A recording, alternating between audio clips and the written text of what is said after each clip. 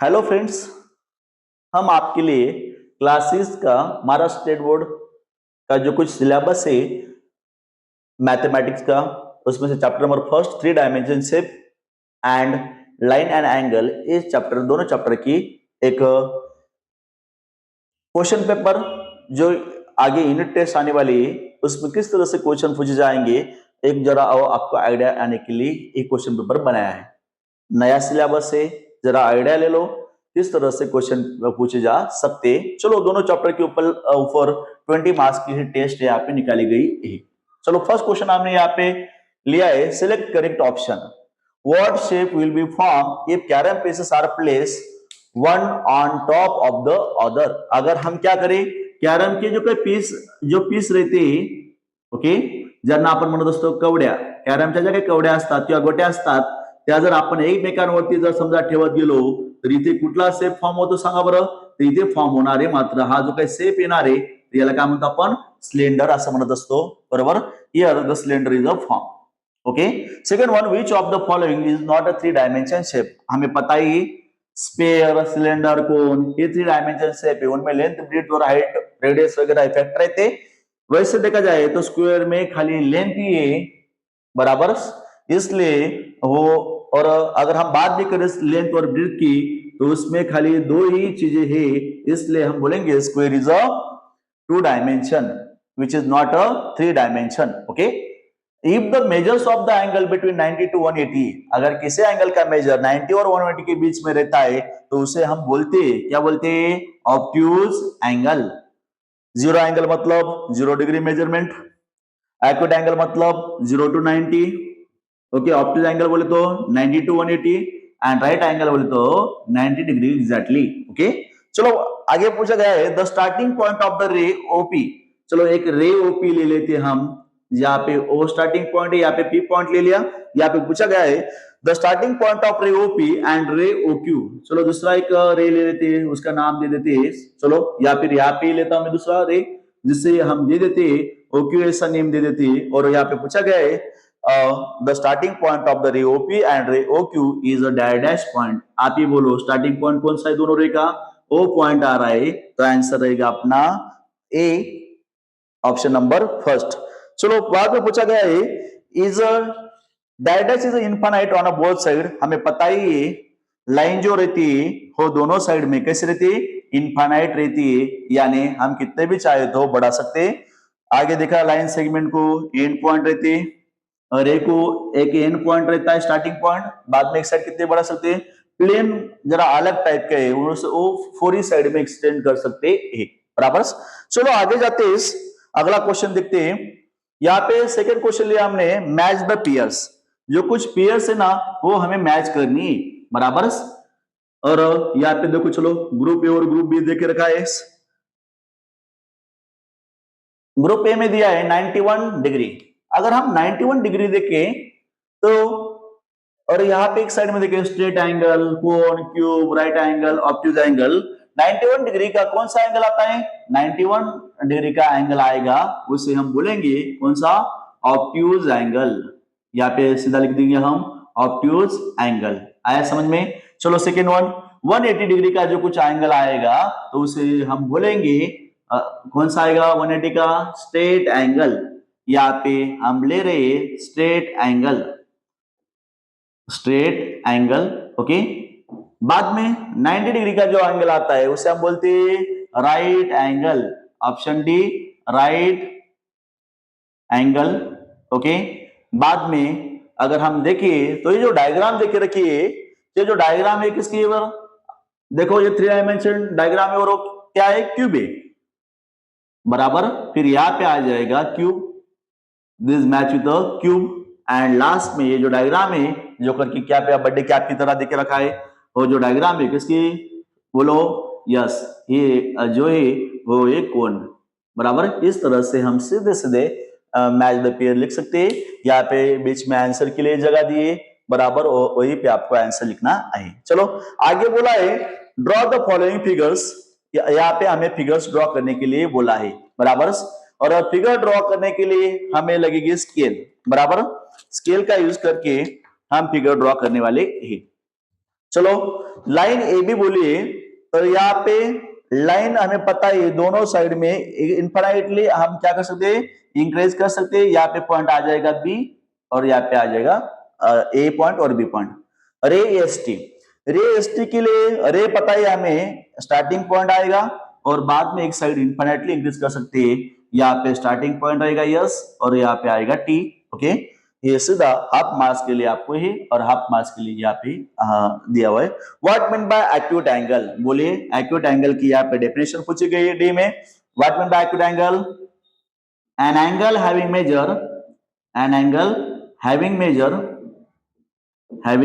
Major greater than 0 degree, greater than 0 degree and less than 90 degree called acute angle। समझ में आया? ऐसे angle जिनका मेजरमेंट 0 से बड़ा होता है और 90 से कम होता है, ऐसे एंगल को हम बोलते हैं एक्यूट एंगल। चलो यहाँ पे हमें देखे रखा है पिरामिड वो भी ट्रायंगुलर और उसमें पूछी गई नंबर ऑफ वर्टाइसेस। चलो नंबर ऑफ वर्टाइसेस के बारे में हम बात करते हैं। 1, 2, 3 और 4 नंबर ऑफ वर्टाइसेस आने वाले 4। बाद में हम बोलेंगे नंबर ऑफ एजेस काउंट करने। चलो 1 एज, 2, 3, 4, 5, 6 नंबर ऑफ एजेस आने वाले 6। बाद में पूछा गया नंबर ऑफ वर्टिकल फेसेस, कितने वर्टिकल फेस आते हैं 1, 2 और 3 वर्टिकल फेसेस रहने वाले ए। यहाँ पे हम लिखेंगे 3 और यहाँ पे बोला है नंबर ऑफ बॉटम और टॉप फेस। यहाँ पे टॉप को फेस नहीं आता है, खाली बॉटम को एक फेस रहता है, वो हम बोलेंगे यहाँ पे number of bottom faces are 1। Okay, चलो बाद में हमें दिया गया है प्रिज्म, उसके बारे में इंफॉर्मेशन दे के रखिए और हमें यहाँ पे लिया है स्क्वायर पिरामिड। क्या लिया है यहाँ पे स्क्वायर पिरामिड। स्क्वायर पिरामिड में पूछे गए नंबर ऑफ वर्टाइसेस। चलो देखते हैं नंबर ऑफ वर्टाइसेस कितने रहते हैं। देखो ऐसा पिरामिड जिसका बेस से स्क्वायर शेप में रहता है उसे बोलते हैं हम स्क्वायर पिरामिड। चलो काउंट करते हैं 1, 2, 3, 4, 5 कितने आ गए टोटल नंबर ऑफ वर्टाइसेस 5। उसके बाद में हम देखेंगे नंबर ऑफ एजेस, कितने एजेस है यस ऐसे देखिए हम जरा स्लाइटली वो 4 एजेस है और नीचे ही 4 एजेस है। टोटल कितने एजेस हुए, टोटल एजेस आ गए 8। बाद में हम देखेंगे number of vertical faces. Vertical कितने फेस आते हैं 1 face, 2 face, 3 face, 4 face, total face आ गए 4। ओके, और बाद में पूछा गया है नंबर ऑफ बॉटम और टॉप फेसेस।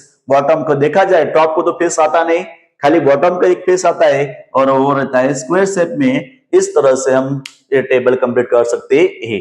आया समझ में? यहाँ पे 3 डायमेंशन ऑब्जेक्ट आपको बराबर इमेजिन करना पड़ेगा और इसके हिसाब से आपको क्या करना है आंसर देने हैं बराबर।